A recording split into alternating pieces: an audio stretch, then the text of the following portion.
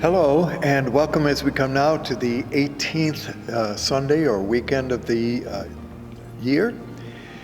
And our scripture readings for this time, the first reading comes from the book of Exodus, chapter 16, verses 2 through 4, and verses 12 through 15. Second reading comes from Paul's letter to the Ephesians, chapter 4, verses 17, and then verses 20 through 24. And finally, the gospel again from John, chapter 6, verses 24 through 35. As we mentioned last time, we will be looking over these next few weeks to this famous sixth chapter of John's gospel. Now, you remember that last week the gospel told the story, one that was quite familiar, so familiar that all the evangelists comment on it, namely the feeding of the large group by Jesus. Now, when we come to the section this time, one will notice that some verses have been skipped, namely verses, I know you run home and check all this out, but verses 16 through 23 are missing. All right, so I thought before we come to the section that we're going to look at this time, that we might consider the section that was missing because in a certain way it fits the pattern of the Johannine gospel. It pictures the fact that after Jesus had given everyone enough to eat, and there had been, remember, 12 baskets left over, that Jesus had then, because he knew that they were coming for him to make him king, and he didn't want that to happen, returned again to the mountain, or some might almost say, depending on the translation, went up the mountain. Now, if you think about it, the story of the mountain, again, a technique that we have noticed in other instances called bookending, that it had begun with Jesus going up on a mountain, then the crowds had come, then the feeding of the large group had taken place, and now that they are leaving, Jesus now returns or goes up the mountain. So the mountain kind of serves as a certain bookend, and one remembers that mountains, of course, were always connected in the Hebrew Bible in the Old Testament with usually some coming of God. The presence of God often was found on the high places on the mountain. So Jesus goes up or toward, or however one wants to picture, or whatever the wording in your text happens to be, and sends his disciples away, or they are to go on the journey. And it is with that in mind, it now is pictured as being dark, that the disciples are out in the water. One, of course, this would be the Sea of Galilee. We're not quite sure where they're going. There's a lot that's not said, but this episode that now takes place, verses 15 through 21, is called the crossing of the sea. As we have heard, Jesus had removed himself from the crowd, and the disciples are on the boat up to the city of Capernaum. And it is on their way that they encounter a storm at sea. And as they are rowing, now some say that they have been rowing for about, 3 or 4 miles out to the center of the sea. I'm not sure, of course, good literature puts it at the center, why they would be way out there. But anyway, depending on how you look at where the event of Jesus feeding the large crowd had taken place. If it was at Tiberias, which is where they kind of go to look for Jesus, and then Tiberias is on the same side of the lake as Capernaum. Crossing the lake from the other side, then we don't know where that would be and where there would be a mountain and how that would work. So there is a bit of confusion here or unclarity on the part of the evangelist as to exactly some of the geography of the place, although at other times he can be quite correct in his geography.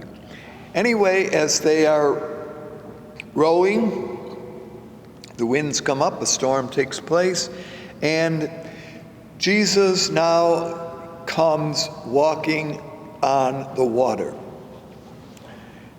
They are scared. They look, think it's a ghost. Jesus says to them, and you get this interesting dialogue with regard to the storm and the wind and talk about theatrics. It is I, do not be afraid. Jesus therefore now proclaims himself, and this is important because of the material that's going to follow in the rest of chapter 6, really as the divine Son of God. Now, there's a difference here from the way in which John tells the story from the other evangelists who also have this episode, but here it is very different. Jesus isn't pictured as talking to the winds or anything. He just kind of gets into the boat with them. And then interestingly, the gospel writer says they were immediately at shore. So how does that happen? Is that kind of a literary technique here? Now, what is important is to notice, as we mentioned last time, the connection between Jesus, the Passover, Moses, and the mountains and all of that. After, and we will hear this in the episode that's now going to be our consideration this week, after the Israelites, when they were in the wilderness, had been fed by the manna from the heavens, had come to the sea. One remembers the great story that Moses had caused, at God's impetus, the sea to part, and the Israelites had marched through the waters to safety. Of course, this is one of the great episodes that's remembered in the Old Testament.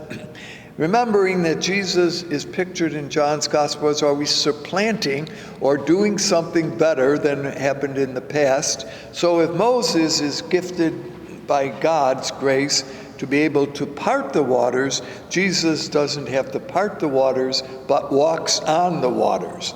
So you can see that is certainly something greater. Now, part of the background here, and I thought I might just use this, for why this episode is somewhat important in the Johannine Gospel, comes from the fact that one of the bases of the material is found in one of the great Psalms, in Psalm 107, in verses 23 through 30 of that Psalm. And here's how it reads, here's how it says. Some went down to the sea in ships, doing business on the mighty waters. They saw the deeds of the I Am, wondrous works in the deep. For God commanded and raised the stormy winds, which lifted up the waves of the sea. They mounted up to heaven. They went down to the depths. Their courage melted away in their calamity. And then I cried to the I Am in their trouble, and he brought them out of their distress. He made the storm be still. The waves of the sea were hushed. And then they were glad because they had quiet, and he brought them to their desired haven. Now, that psalm seems to have been perhaps the basis for much of the understanding of how this particular episode unfolds. Now, keep in mind that waters were always considered to be dangerous places. We've mentioned this and noticed this on many occasions, that many ships never sailed farther than the sight of land because they weren't quite sure what was going on out in the waters. And under the waters were considered often to be, well, kind of great monstrous beasts of some kind. No one quite knew the depth of the waters. No one quite knew what those beasts were. But there was a fear of water, that kind of water, as being a place of danger. So the fact that Jesus walks on the water shows that he really is Lord, not only of the master of the sea, of the land rather, but also master of the sea. So in this episode, again, which is the connecting episode between last time and this time, Jesus does not speak a word or of command to the winds and to the waves, but he acts as a characteristic of the fourth gospel as the divine Sophia, the divine wisdom, displaying her works and bringing those who trust their lives to a small piece of wood. Now, I don't know if we think of a boat as small, but keep in mind that when you look at the largeness of a great body of water, however great one may think the Sea of Galilee or Lake of Gennesareth is, nevertheless, a boat is a piece of water.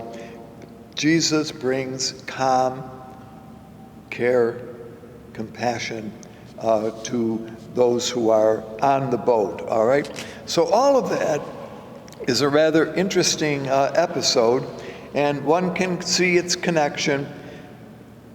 In the Hebrew Bible, Jesus feeds them, and rather Moses, or God through Moses, feeds them, and the sea is parted. So here, Jesus feeds people and doesn't part the water, and what is important is that for the first group who come to understand the reality of who Jesus is, the Son of God, are his disciples. And that's what this episode characterizes. Again, there is also this interplay that is common within the fourth gospel between dark and light. The disciples are working on the ship, are trying to get the boat going in the dark. Jesus appears, of course, as the light. So you get very subtly throughout this gospel, these little images are played by the Johannine writer. All right, now we come to the gospel section for this week.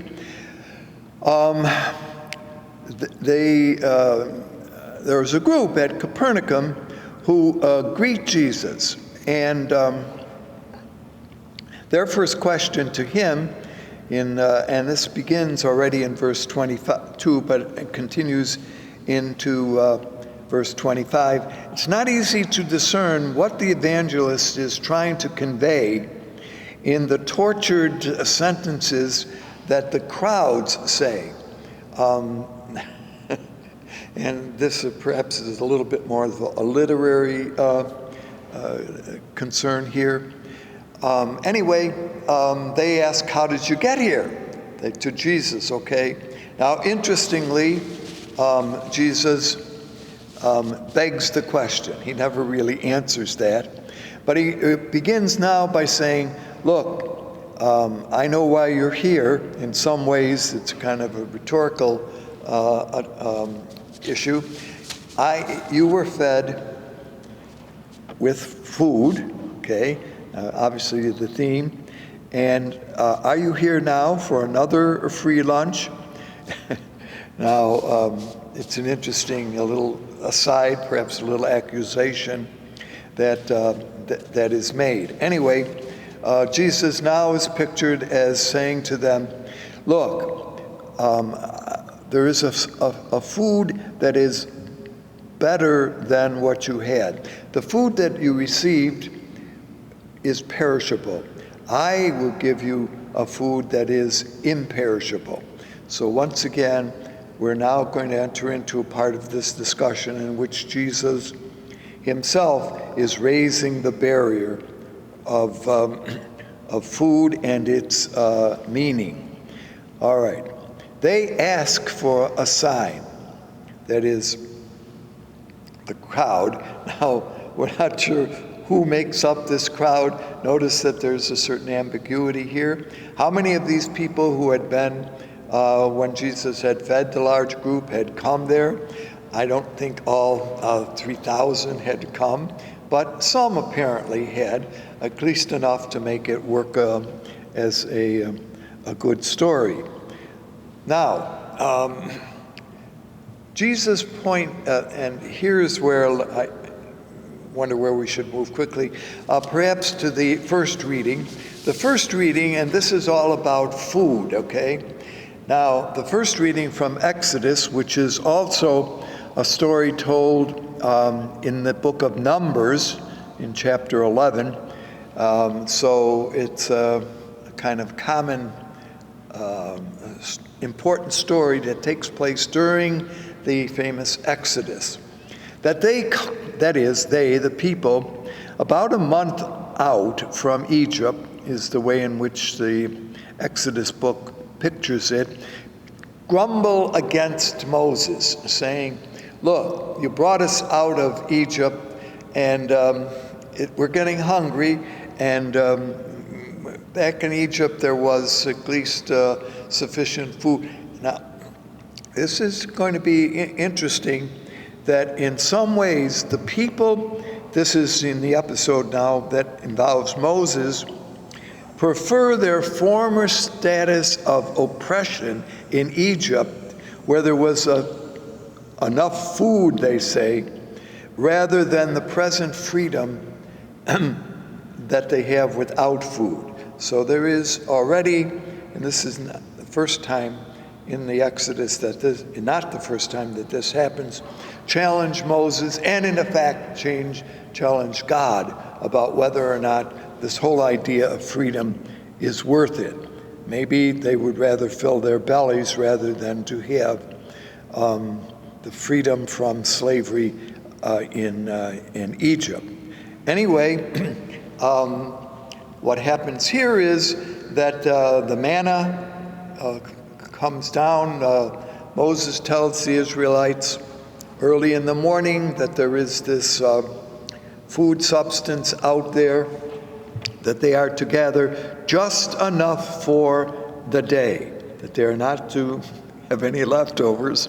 In this case, just enough what they need. And each day there is this food out there, except on the sixth day, they are able to take a double portion, so that the next day, which is the Sabbath, of course, is the day in which there should be rest and no work, they will have sufficient food. So already one can see how the story is being developed to fit the tradition of Israel. Now, we know something about what this manna is. It's probably not bread.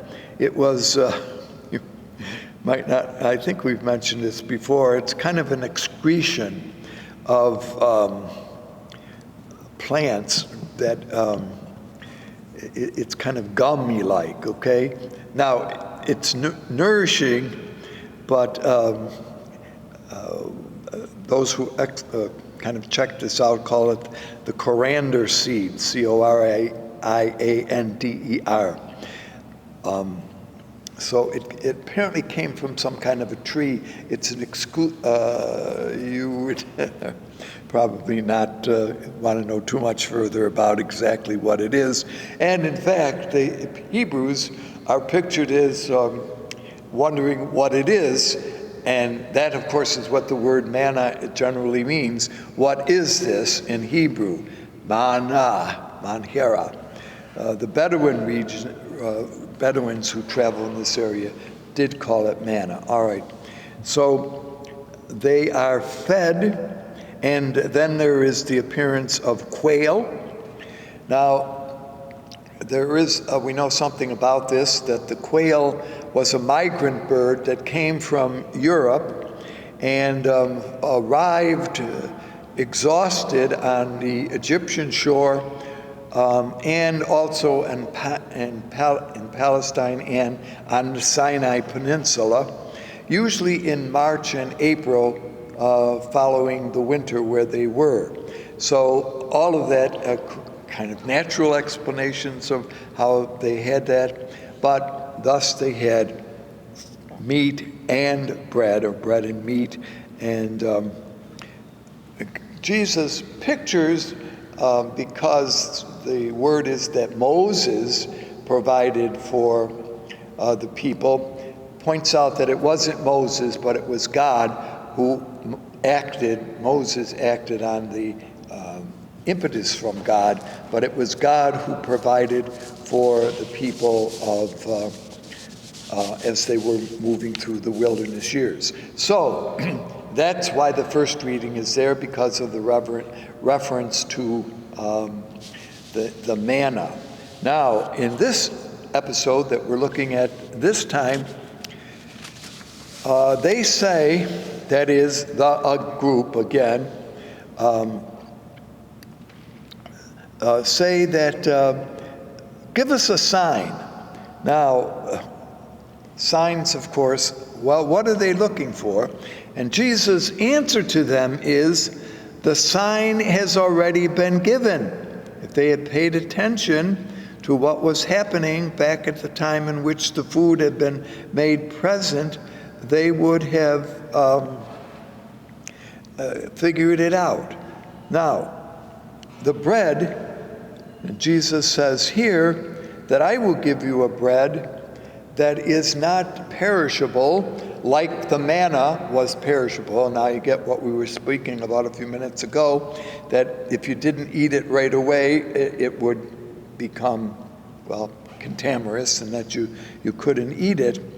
So Jesus now makes a bold claim when they demand a sign from him, that he is the sign, that Jesus is the sign, and that as God has fed their ancestors with bread in heaven, what he tells them, that is the group who is raising this question with him, he is the bread.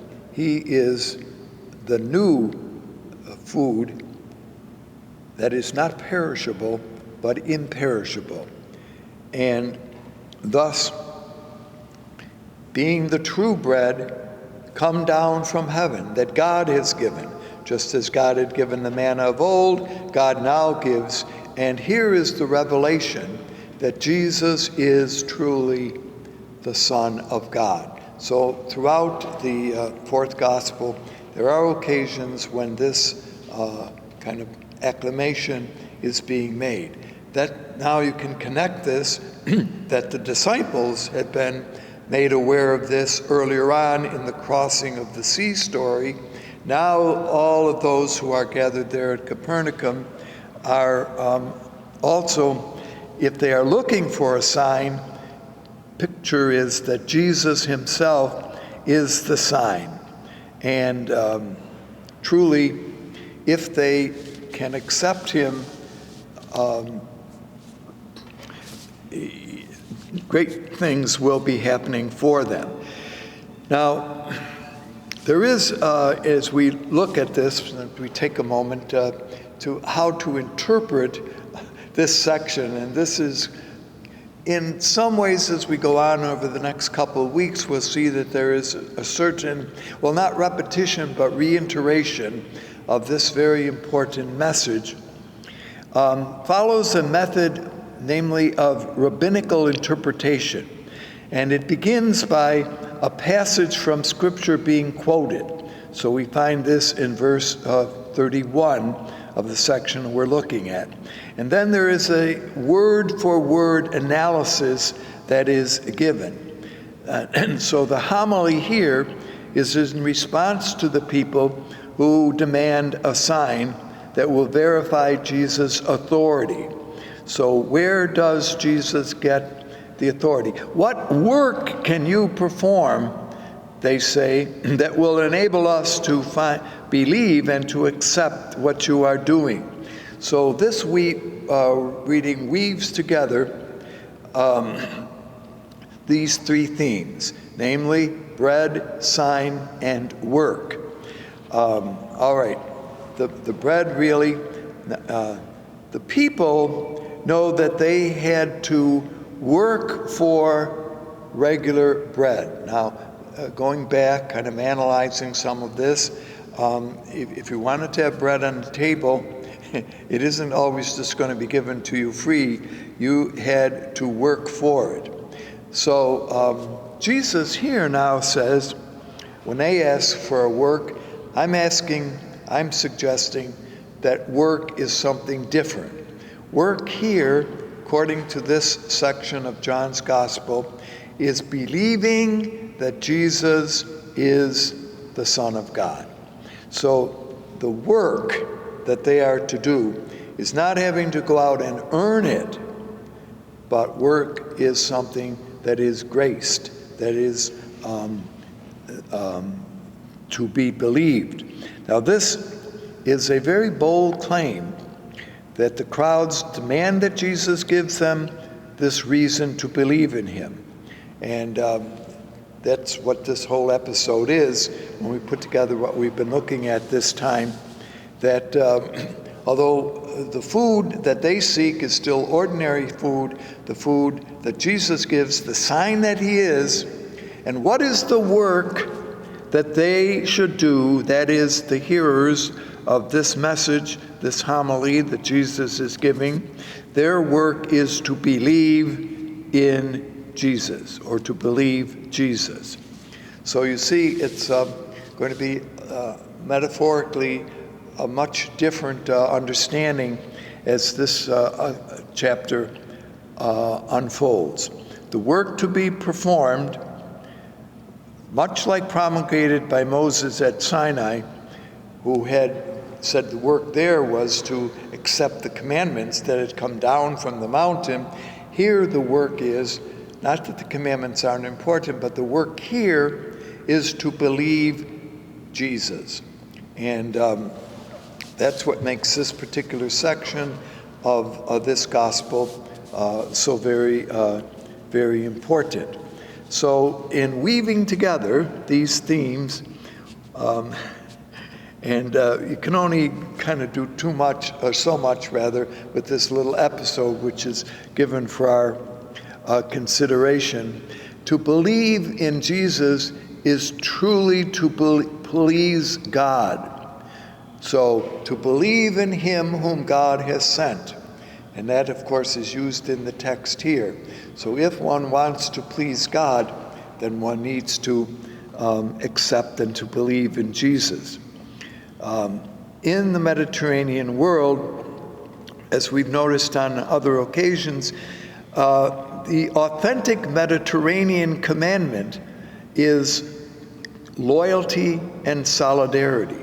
So what Jesus is now asking of those who have gathered there is that they give their loyalty to God in accepting and in believing him, and they give their solidarity when together in believing and accepting him as the sign of God's graciousness revealed among them, their support and their loyalty. So as we have seen, Jesus has reinterpreted work here, indicating a very different kind of work, namely belief. The work of God is faith in Jesus.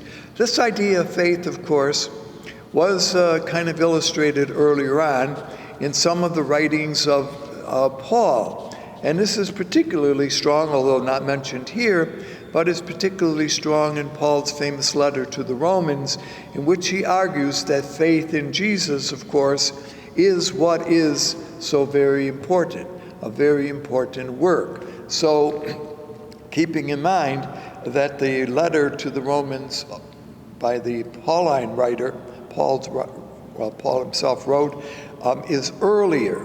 So faith, loyalty, fidelity is, of course, the great commandment. And again, keeping in mind, as we've noticed on this talk a little bit here and there, kind of wandering about, that Moses had brought the commandment from Sinai down to the people. Here, the commandment is believe in Jesus. He is the sign and doing the signs of God's goodness among us. So this time, we're not quite at the idea that this is the Eucharist, but he is the bread of life. He is the wisdom. And to believe in Jesus, to believe Jesus. And I'll fudge a little bit out. Do we believe in Jesus or to believe Jesus? I would suggest the latter might be an appropriate way to think of it.